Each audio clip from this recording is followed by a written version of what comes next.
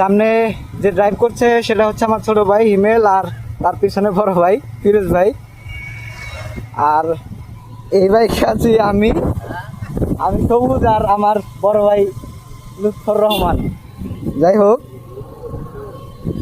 গাড়ি কিন্তু আজকে ড্রাইভ করছে হচ্ছে আমার বড় ভাই ফিরোজ ভাই আর বড় ভাই লুৎফর রহমান ভাই। হ্যাঁ, গাড়ি কিন্তু আমরা চালাচ্ছি না, আমরা যা হ্যান্ডেল ধরে আছি।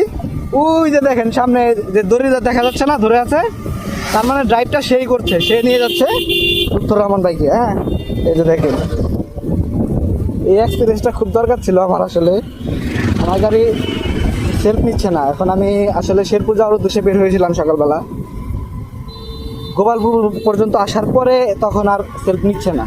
পরে এখন কি করব, আপাতত এই বুদ্ধিটা খাটিয়ে গোপালপুর মধুপুর পর্যন্ত যাচ্ছি।